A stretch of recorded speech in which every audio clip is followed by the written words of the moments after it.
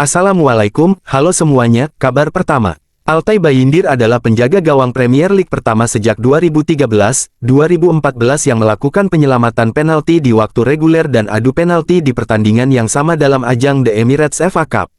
Sesuatu yang tidak mungkin bisa dilakukan oleh Andre Onana. Kabar selanjutnya, mereka bilang Leny Yoro tidak ingin bergabung dengan Manchester United.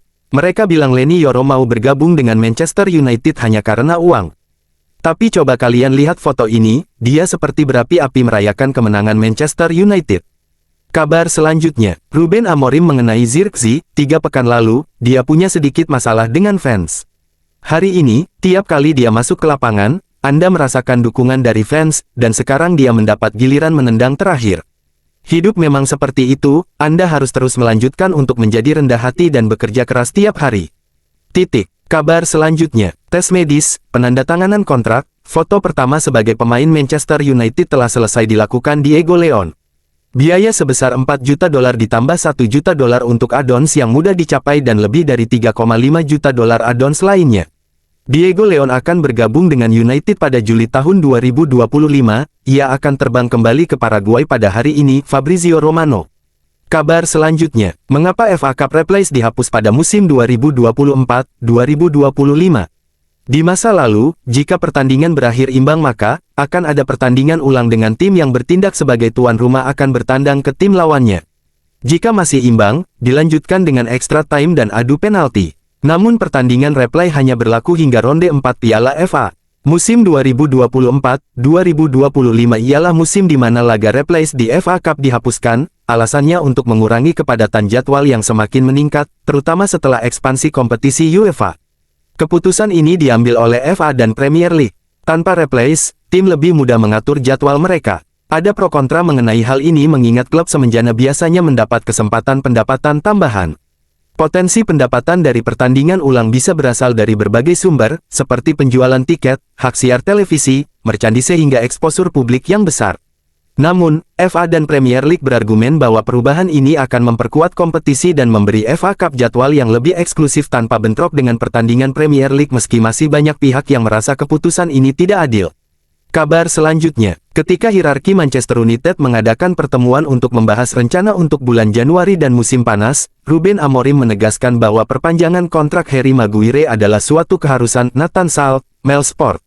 Kabar selanjutnya, Manchester United terbuka untuk melepas Tyrell Malacia jika ada tawaran yang bagus.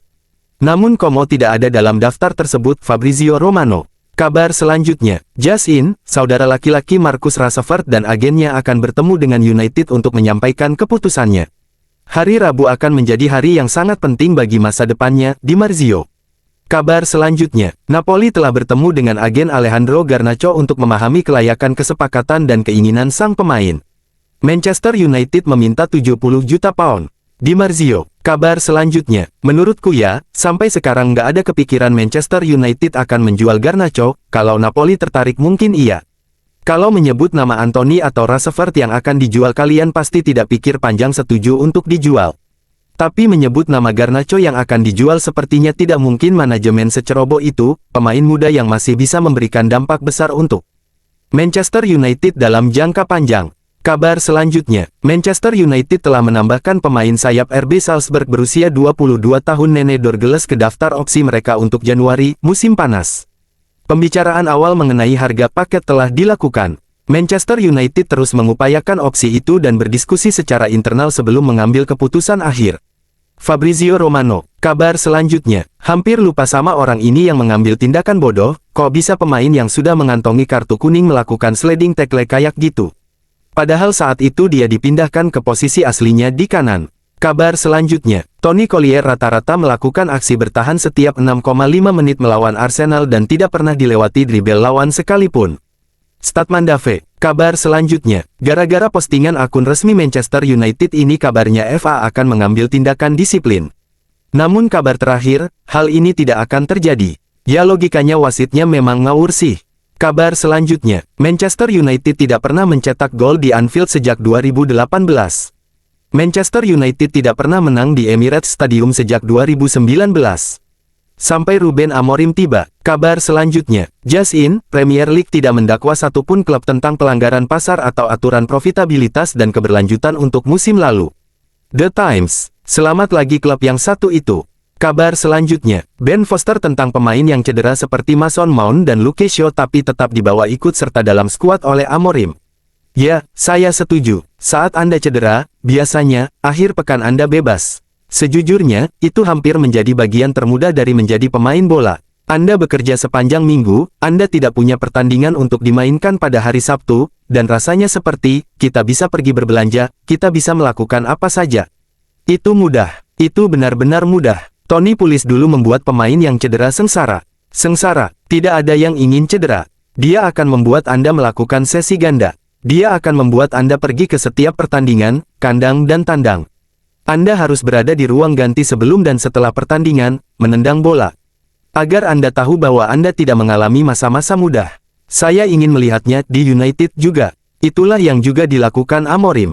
Dia membuat semua pemain yang cedera bepergian, menjadi bagian dari skuad, Anda bersama semuanya. Anda bisa melihat rekan Anda di lapangan dan berkata, saya ingin berada di sana. Saya akan melakukan apapun yang perlu saya lakukan untuk kembali secepat mungkin. Kabar selanjutnya, Alan Shearer, Altay Bayindir benar-benar luar biasa. Dia tetap tenang. Di depan dia, De Ligt dan Maguire juga luar biasa. Untuk penyelamatan penaltinya saya berikan dia penghargaan pemain terbaik pertandingan. Jika Anda diberi kesempatan, Anda harus mengambilnya dan dia melakukannya hari ini. Kabar selanjutnya, hasil lengkap drawing FA Cup babak keempat. 1. Manchester United v Leicester City. 2. Leeds United v Millwall or Dagenham dan Redbridge. 3. Brighton dan Hove Albion v Chelsea. 4. Preston North End or Charlton Athletic v Wycombe Wanderers. 5. Exeter City v Nottingham Forest.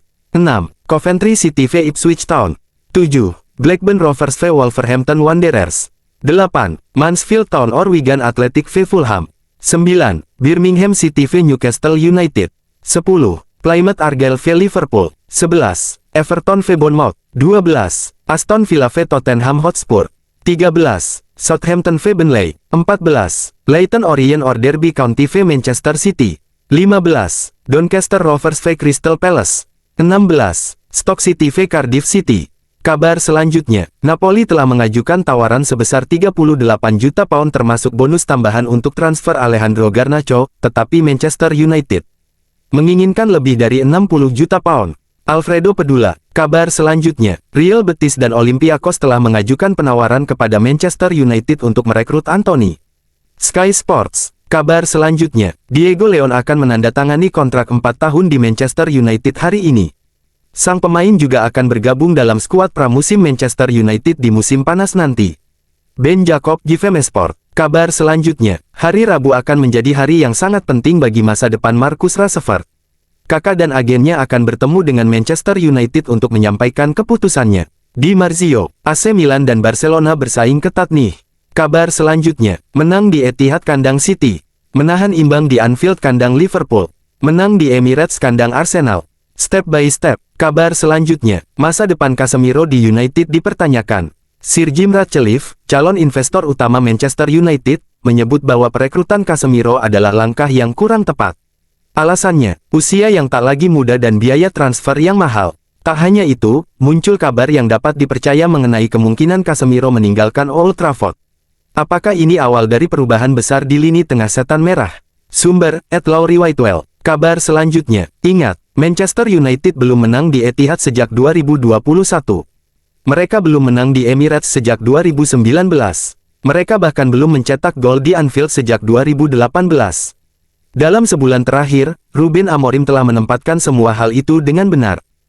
@Betfred. Kabar selanjutnya, Mikel Arteta mengklaim kekalahan Arsenal atas Manchester United di Piala FA hanya kebetulan, dan The Gunners jauh lebih layak menang. Kalau kalah ya kalah aja pak, kamu kebobolan 5 tapi cetak gol 10. You will steal the game.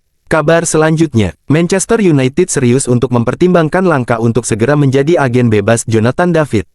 Pemain berusia 24 tahun itu telah berada di antara penyerang paling mematikan di Liga 1 meskipun waktunya bersama Lille akan segera berakhir. Tuto Juve. Kabar selanjutnya, pertandingan melawan Arsenal kemarin adalah penampilan ke-50 Amad Diallo bersama Manchester United. Kabar selanjutnya, Marcus Rashford ingin masa depannya diputuskan dalam 2-3 hari. Danil Longo Calcio Mercato. Kabar selanjutnya, Napoli menawarkan 45 juta euro, termasuk bonus, untuk Alejandro Garnacho. Manchester United meminta sekitar 60 juta pound. Alfredo Pedulat Sport Italia. Kabar selanjutnya, pemain sayap RB Salzburg, Nene Dorgeles 22 tahun telah ditambahkan ke daftar opsi Manchester United untuk bursa transfer Januari, musim panas. Dia diawasi oleh klub dan pembicaraan awal untuk diberitahu mengenai harga paket telah dilakukan. United terus mengusahakannya sebelum mengambil keputusan. Fabrizio Romano. Kabar selanjutnya, Hernan saudara laki-laki Diego Leon, dia sudah selesai menjalani tes medisnya beberapa jam yang lalu. Saya berbicara dengannya, ketika dia berada di klub Manchester United. Dia bahkan tidak percaya di mana dia berada sekarang. Kabar selanjutnya, Arsenal sebelumnya telah mengadakan pembicaraan dengan Cerro Porteño untuk mendatangkan Diego Leon, namun Manchester United berhasil mengamankan kesepakatan dan mendapatkan tanda tangan sang pemain. James Ducker Telegraph. Itulah kabar pada hari ini, jangan lupa untuk like dan subscribe agar tidak ketinggalan kabar baru lainnya dari kami. Wassalamualaikum, sampai jumpa.